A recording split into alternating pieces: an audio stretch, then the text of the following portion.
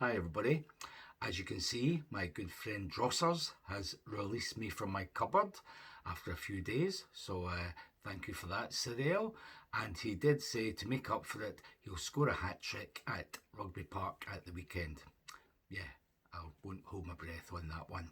Anyhow, I'm here today to report on last night's game at Hampden between Scotland and Portugal, where the brave, as they say in the papers, but hard-working Scots managed to hang on to a deserved 0-0 draw, I would say, thus avoiding, apparently, 5 consecutive defeats, which would have been a record even for us. So there's a positivity to start with. When I went along to Hampden, I just assumed it'd be the usual display ending in a defeat, but I cheered myself up by the fact that for the first time in the flesh, I would actually be seeing the great Ronaldo, one of the greatest players the world has ever seen, I would say. And I said to people beforehand, it'll be good to see him before he retires or I die, whichever comes soonest. And in fact, it was the former, because he should really just pack it in. Well, international football anyhow.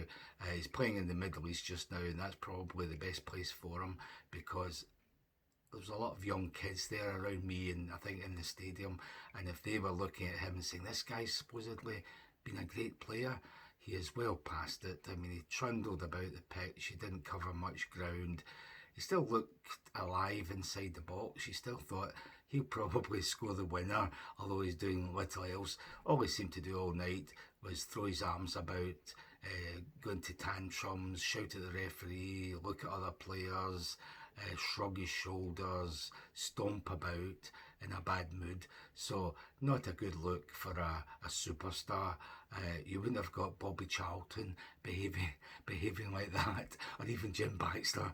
So anyhow, he's finished. He didn't play any part in it. And to sum up how bad he was, actually, at the beginning of the second half, he missed an absolute sitter.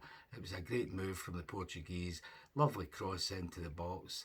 He's unmarked, about 12, 13 yards out. Free header, and he headed it over the bar. And cue the tantrums this time, presumably annoyed at himself rather than the referee, the opposition, or the fans who booed him every time he got the ball. In fact, that started right at the beginning, so it's very strange. You're watching one of the greatest players ever, and yet the Scottish fans, the Tartan Army, choose to boo him every time he touches it before he'd done anything. So I don't know if he'd said something in the newspapers that got them annoyed. Maybe he said something like, oh, we'll beat the Scots because we're a better team, and that annoyed them, because obviously that's not true.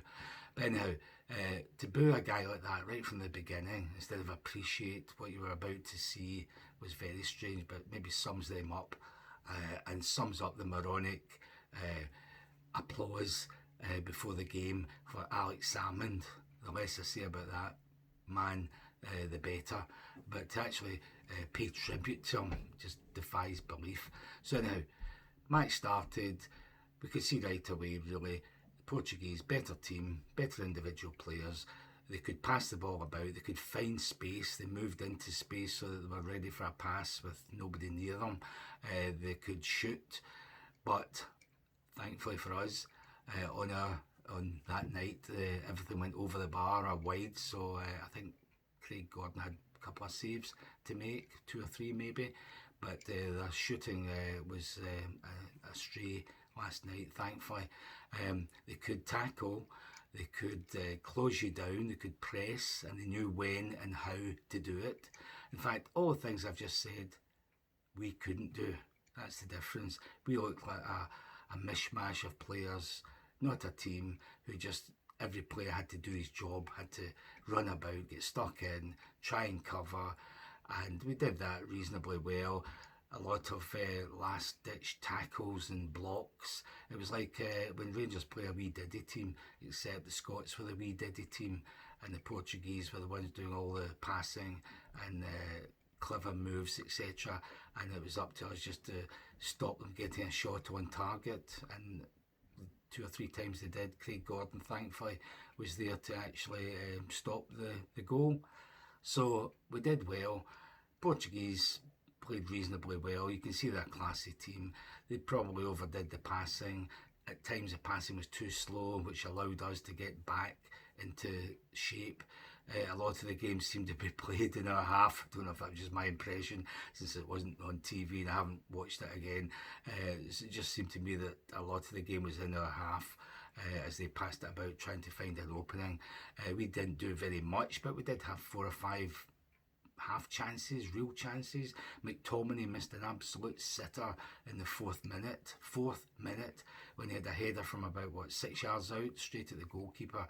And that actually sums up why we're not going to be successful, because we need an actual striker, somebody who can head a ball like that into the net. You can't expect a big midfielder to actually head a ball into the net, although I think he's done it before, but that's not his forte. So we need strikers who can actually head a ball into the net or shoot from close in or from the 18-yard line, and we don't have that either.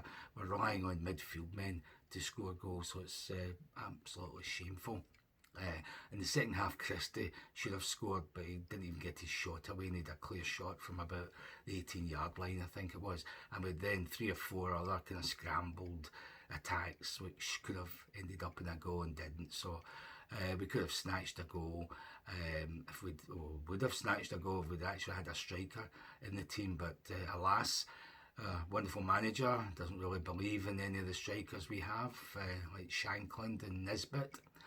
So anyhow, a good draw, a point at least. We're not going to be exiting this Nations League with nil point. So a point at least. We should, if we keep playing like that, maybe beat Croatia at home in the next game. So there's something positive to look forward to. When I sat in the stand and looked at the match programme, I was in a negative frame of mind already, so this didn't help, because when you looked at our team, this is how our team was made up. We had a veteran Hearts goalkeeper, 2 veteran Norwich players, a guy who plays for Bournemouth, a guy who plays for Middlesbrough. We had, who else? Oh, a Celtic reserve player. We had a guy who plays in Italy, in the 2nd division.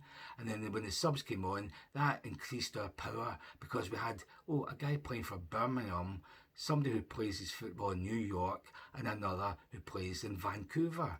So not exactly inspiring stars that we can produce. And then you look at the other team, they had guys from all the top Portuguese teams for a start, but then they had guys from Man City, Man U, Wolves, Liverpool, Chelsea, Juventus, Milan, PSG, and I don't know who else. I mean, you just need to look at the teams they're playing for and know they must be top players. And you look at our guys that can't even get in the Celtic team, guys that are playing in the English League One, and you can see there should be no contest. So that gives them more credit that we actually deserved a draw and played well enough defensively to keep the score at 0-0.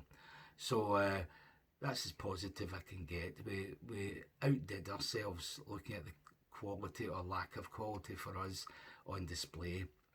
And thankfully, the last home game, I think it's next month, the last home game in this competition might give us a bit more joy if we can get some of the other players back, like McGinn and maybe Hickey, etc. Maybe Jack Henry would help, and maybe the manager will even play Nisbet or Shankland in an effort to score a goal. So at least the rot has stopped, but that's about as good as it gets right now. We can't look ahead with too much optimism, I would say.